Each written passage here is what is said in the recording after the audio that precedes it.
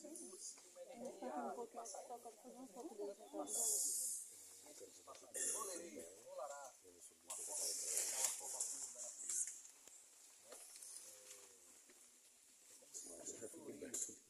energia de enfeite que coroa. Será que pisando em cima da planta?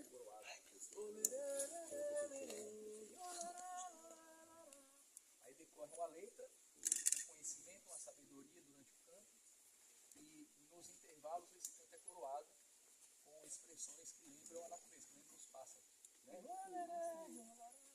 São entonações para dar a energia, incorporar, dar força e sustentação. A gente chama de fundamento. Eu tenho uma dúvida aqui. Nessa parte de comer um pedacinho de carne humana, realmente ajudava em espírito e em força?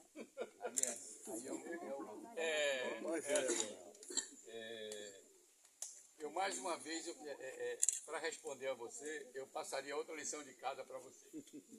Conheçam o movimento antropofágico. Ou seja, existe um manifesto antropofágico que foi lançado na Semana de Arte de 22 pelo Oswald de Andrade, e ele busca trazer essa tradução do que significa a antropofagia. Então, isso foi algo que muito nos colocou na posição de selvagem, pela falta de entendimento cultural do que significa o movimento antropofágico. Então, eu diria que é preciso aprofundar muito para que a gente possa entender, porque cada povo tem uma visão da antropofagia. E existem muitos mitos, e é preciso que a gente desmistifique, quebre esses mitos e traga aquilo que efetivamente é cultural. Para o povo tupinambá, a antropofagia se dá no momento em que você adquire qualidades espirituais, adquire benesses de um outro espírito, de um outro ser humano. É algo muito complexo para a gente conseguir discorrer num momento tão curto, porque é algo que demanda, na verdade eu diria para vocês que é uma aula profunda de falar de antropofagia, mas para aqueles que se interessam pelo movimento antropofágico, o que é que era, e para quebrar esse ritmo de selvageria, eu recomendo que vocês procurem ler o Manifesto Antropofágico e entender um pouco mais sobre isso. Respondi? Todo mundo entende a palavra antropofágico, que significa? Sobre a própria espécie. Bom, então vamos lá. A antropofagia é um dos gestos que muito nos condenou, seria o gesto de comer a carne humana. Em que alguns trazem isso como canibalismo. Então, é preciso que se entenda o que é canibalismo e, sem julgamento a algum povo que a ele pratica, o canibalismo é uma forma de consumir semelhantes. No caso do povo tupinambá, não se fala em canibalismo, porque nós nunca praticamos canibalismo. A nossa prática no passado foi a prática da antropofagia. Por isso eu chamo todos para entender o que é a antropofagia na sua essência espiritual, não no simples fato de comer carne humana. Ok? Você já comeu carne humana? Obrigado, não chupar o dedo na mão. Já que sou uma criança, né? Vou para baixamento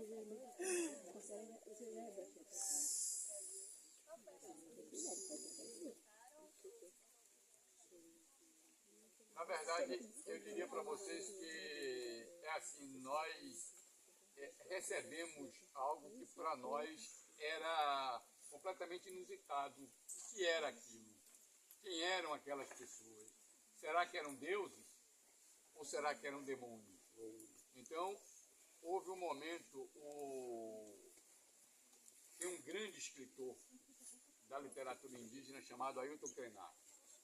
E ele coloca isso muito bem. Ele diz assim: se o europeu fosse educado e soubesse conviver conosco, nós teríamos efetivamente uma vida linda, em paz, próspera.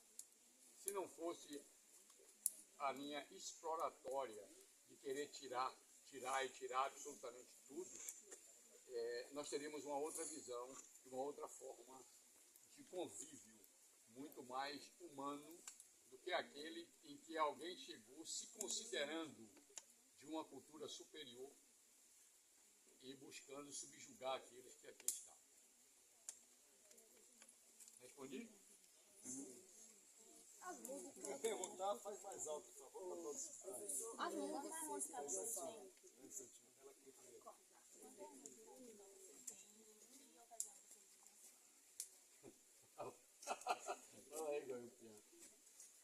Vou contar uma brincadeira que eu conto muitas vezes nas rodas aqui, quando a gente viaja aí pelo Brasil, trabalhando com as medicinas sagradas, a gente sempre tem uma pergunta assim, né?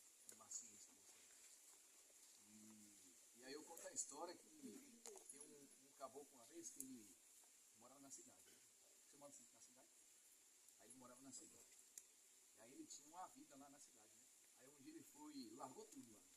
Não quero mais saber da cidade, eu vou morar no mar.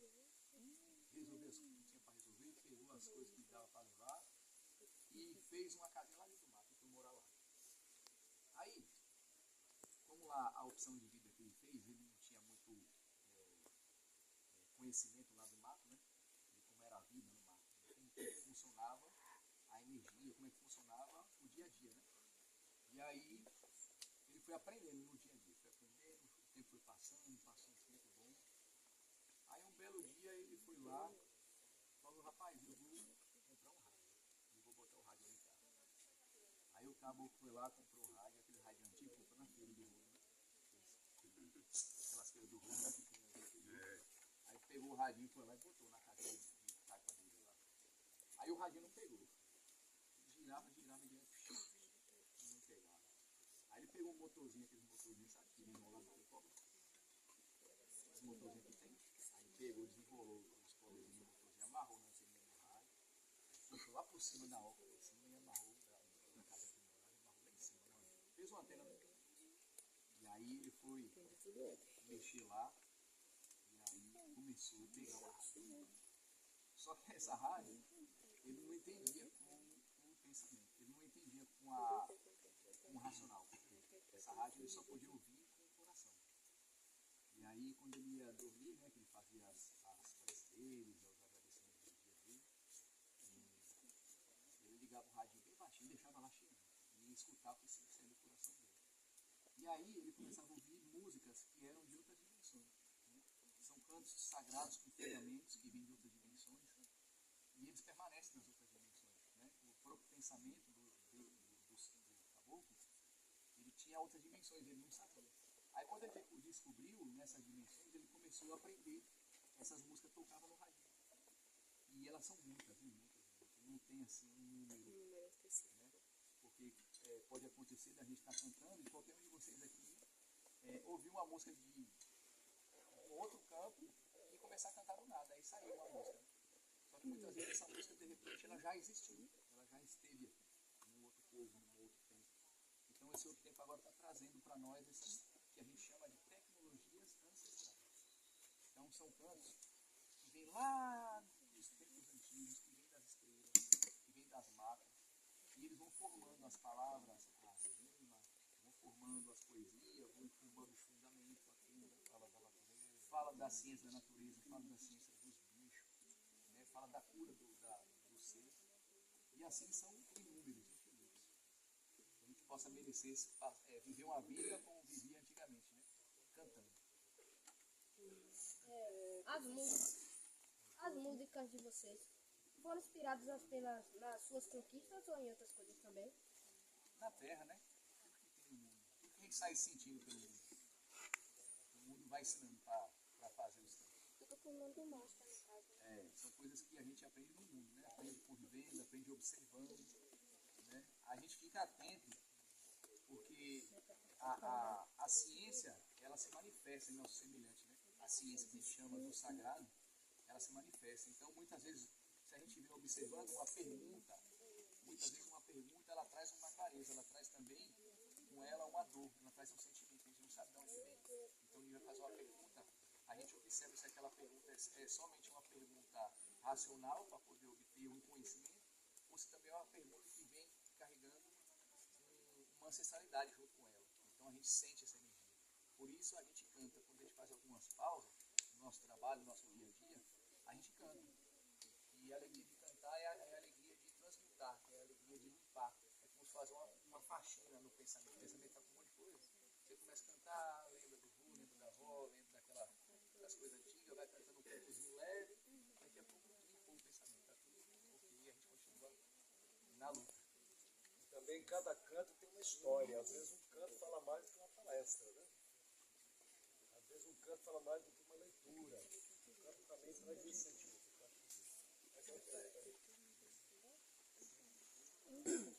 Pode ir. Tem que falar alto. Eu queria saber quais são os significados das pinturas corporais e cocárias que vocês usam. Das pinturas, Cocá. das pinturas de cocá. Isso. Pois é. A pintura, começar logo pelo cocá. O cocá é como a gente fosse, como nós estamos aqui, né? Cada uma peninha dessa aqui é a nossa comunidade, né?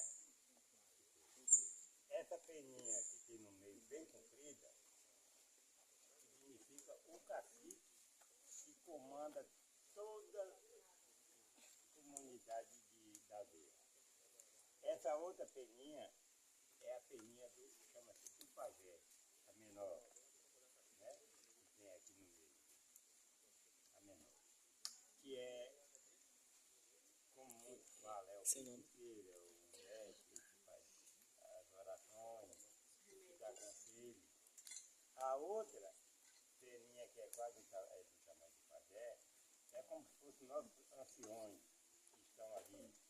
Porque nosso livro chama-se Os Anciões. É como você tem sua professora, seu professor, né? E tem os livros que ela vai te explicar, você compra. Mas lá nós não temos isso. Nós temos os anciões.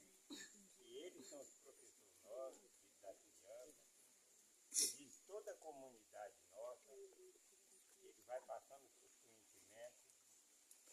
Porque a melhor coisa que existe chama-se conhecimento. Se você tem muito estudo, mas não tem conhecimento, seu estudo fica assim meio fraquinho, né? Agora, quando se tem conhecimento, aí sim, você diz, eu vou fazer porque eu aprendi, eu sei. É igual um médico. Ele vai estudar, mas ele vai ver o conhecimento do professor dele, né? Ele sabe abrir como pessoa para operar, para tirar uma coisa que está ruim. Fica aí. E a pintura significa nossos animais. Você pode se pintar de daquele macaco, né? Pode de anta, cobra, jiboia, né? É para você, é como se está dando para eles, mostrando para eles, né, que eles têm muito poder na nossa vida. Então a gente tem que, a gente sempre gosta de levantar o astral, né?